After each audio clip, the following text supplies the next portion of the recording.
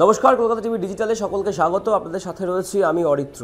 ইতিমধ্যেই আপনারা অনেকে জেনেছেন, মুর্শিদাবাদের বেলডাঙায় বিধায়ক, তৃণমূলের বিধায়ক হুমায়ুন কবির, বেলডাঙার এলাকার বলছি, ভরতপুরের যিনি বিধায়ক সেই হুমায়ুন কবির বেলডাঙায় বাবরি মসজিদ তৈরি করার কাজ বা শিলান্যাসের কাজ শুরু করেছেন। সেই নিয়ে বিস্তর জল ঘোলা হয়েছে। আর এই ঘটনা পর্বে বিড়ম্বনায় পড়েছেন আর এক হুমায়ুন কবির।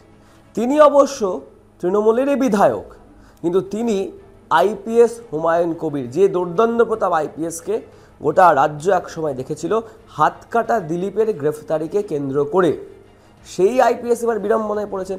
পড়াটাই তো স্বাভাবিক, তার কারণ দুজনের নামই হুমায়ুন কবির, দুজনই তৃণমূলের বিধায়ক। কিন্তু একটা ছোট্ট পার্থক্য দুজনের মধ্যে রয়েছে।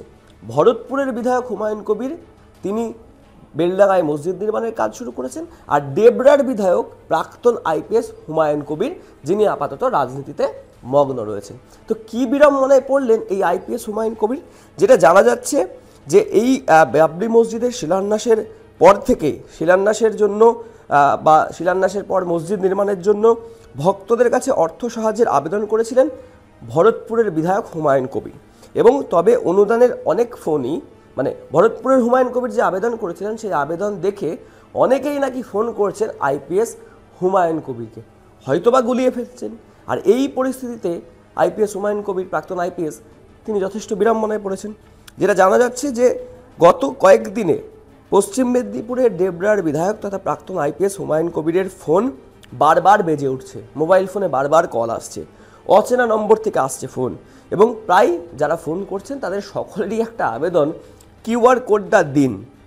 তার কারণ তারা মুর্শিদাবাদের বেলডাঙায় প্রস্তাবিত বাবরি মসজিদের জন্য অনুদান দিতে চান।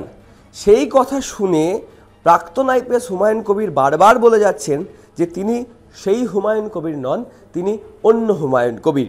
এত ফোন পেয়ে কিছুটা তো বিরক্ত হয়েছেনই প্রাক্তন আইপিএস তথা ডেবরার বিধায়ক হুমায়ুন কবির, এবং চরম অস্বস্তির মধ্যে তিনি পড়েছেন। এই ঘটনার পরিপ্রেক্ষিতেই কিন্তু বিড়ম্বনায় পড়তে হয়েছে আইপিএস, প্রাক্তন আইপিএস তথা তৃণমূলের ডেবরার বিধায়ক হুমায়ুন কবিরকে। মানুষ গুলিয়ে ফেলেছেন, একজন ভরতপুরের বিধায়ক, একজন ডেবরার বিধায়ক। বাবরি মসজিদের শিলান্যাস কে করেছেন? ভরতপুরের বিধায়ক। কিন্তু অনেকে তো সবটা জানেন না, হুমায়ুন কবির দেখেছেন, তাই সেই নামে আর একজন ব্যক্তিকে ফোন করতে শুরু করে দিয়েছেন। এটা যথেষ্ট অস্বস্তির একটা বিষয় বলেই কিন্তু মনে করছেন এই প্রাক্তন আইপিএস।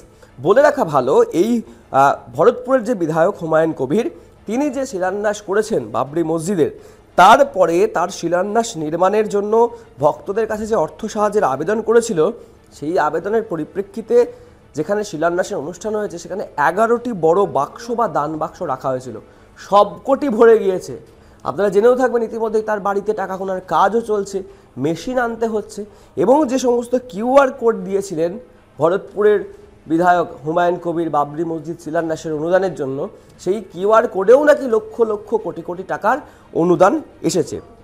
তবে এই নাম বিভ্রাটের জেরে গত দুদিনে কিন্তু যথেষ্ট জেরবার হয়েছেন ডেবরার তৃণমূল বিধায়ক তথা প্রাক্তন আইপিএস হুমায়ুন কবির। তার যেটা বক্তব্য, স্বাভাবিকভাবে তিনি তো অস্বস্তিতে পড়বেনই। তার বক্তব্য হচ্ছে, অচেনা হলেও তিনি সকলেরই ফোন ধরছেন, কিন্তু দুদিনে প্রায় 200 জন ফোন করেছেন এবং 200 জন ফোনের ফোন ধরেছেন তিনি। এবং প্রাক্তন আইপিএস হুমায়ুন কবির, ডেবরার বিধায়ক, তিনি বারবার বলেছেন যে আমি সেই হুমায়ুন নয়, যিনি মসজিদে শিলান্যাস করছেন তিনি অন্য হুমায়ুন, তার নাম্বার জোগাড় করে তার সাথে যোগাযোগ করুন। যাকে এ তো গেল মসজিদের শিলান্যাসে বিড়ম্বনার কথা, কিন্তু ভাবুন তো, একই নামের দুই ব্যক্তি, যদি এক ব্যক্তি মসজিদের শিলান্যাসের জন্য আর্থিক সাহায্য চেয়ে আবেদন করেন আর সেই নামেরই অপর ব্যক্তির কাছে ঘন ঘন ফোন যায়, তিনি কতটা অস্বস্তিতে পড়েছেন আপনারাই ভেবে বলুন।